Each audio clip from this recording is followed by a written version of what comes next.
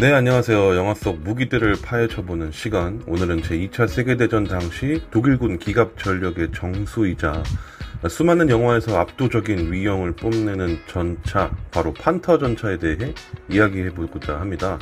영화는 판터를 종종 무적의 존재로, 때로는 압도적인 성능을 자랑하는 기계의 괴물로 묘사하곤 하죠. 하지만 과연 그것이 판터의 모든 모습이었을까요? 오늘은 영화가 미처 알려주지 못한 판터 전차의 숨겨진 비밀과 비극적인 운명을 깊이 파헤쳐 보도록 하겠습니다. 판터 전차의 정식 명칭은 판처 캄프바겐 5호 판터입니다.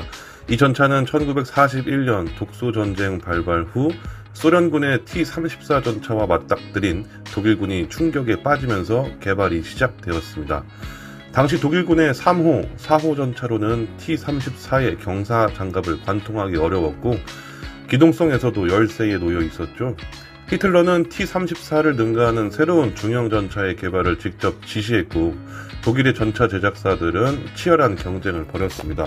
그 결과 다임러 벤츠와 MAN이 제출한 설계안이 채택되었고 이 중 MAN의 설계안이 최종적으로 판터 전차의 기반이 되었습니다. MAN의 설계는 T-34의 장점을 적극적으로 받아들이되 독일의 정교한 기술력을 더해 탄생한 걸작이었죠.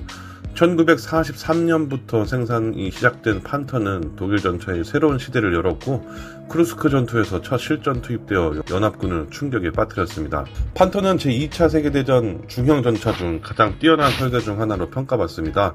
그 핵심은 바로 경사 장갑과 강력한 주포에 있었습니다. T-34의 영향을 받은 판터는 차체와 포탑 전면에 경사를 주어 방어력을 극대화했습니다.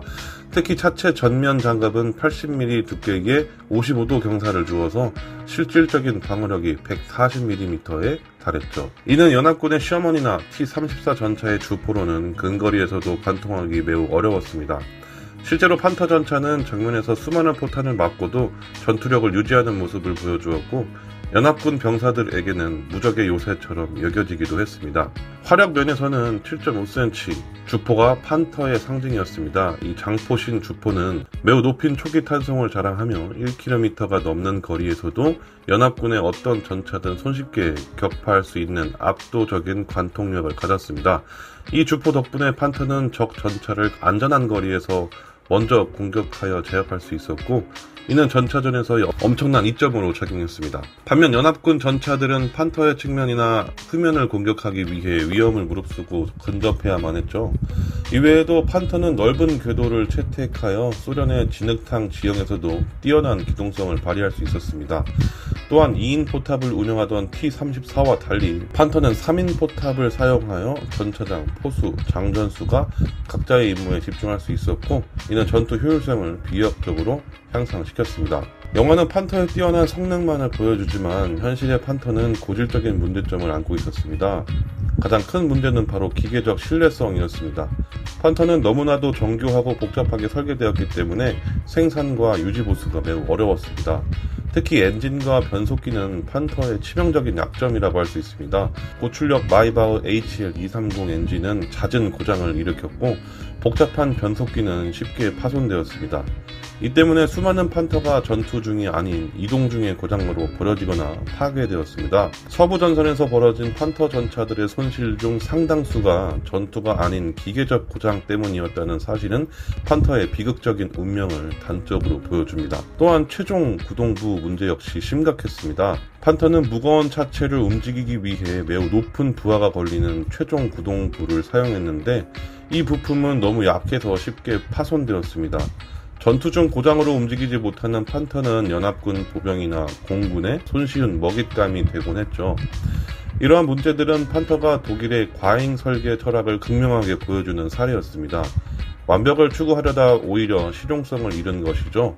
이는 소련의 T-34가 단순하고 견고한 설계로 대량 생산에 성공한 것과 대조를 이룹니다. 판터의 또 다른 비극은 바로 생산량의 한계였습니다. 독일의 전쟁 경제는 이미 한계에 다다르고 있었고 연합군의 대규모 공습으로 공장들은 파괴되거나 생산에 차질을 빚었습니다. 판터는 총 6,000대 정도가 생산된 것으로 추정되는데 이는 소련의 T-34나 미군의 셔먼 탱크의 생산량에 비하면 턱없이 부족한 숫자였습니다. 이 때문에 판터는 전선에 충분히 보급되지 못했고 항상 압도적인 연합군 물량에 맞서 싸워야 했습니다. 영화에서는 소수의 판터가 수많은 셔먼을 학살한 것처럼 그려지지만 현실에서는 단 한 다의 판터가 수많은 셔먼과 보병의 협공을 감당해야 했고 결국 물량의 힘 앞에 무릎을 꿇는 경우가 많았습니다. 영화는 판터가 종종 티거 전차와 혼동하거나 그 압도적인 성능만을 강조합니다. 하지만 판터는 티거와는 다른 중형 전차의 역할을 맡았으며 그 비극적인 한계 또한 명확했습니다.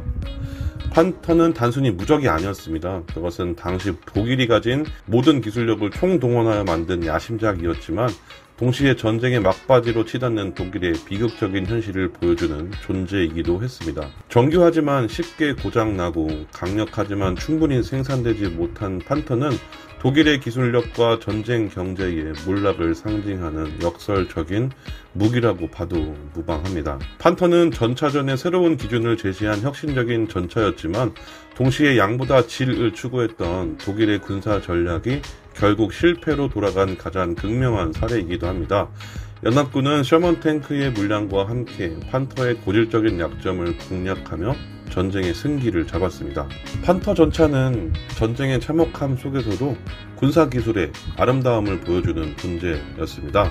그 날렵한 실루엣과 강력한 성능은 전차 매니아들 사이에서 가장 아름다운 전차로 불리기도 합니다.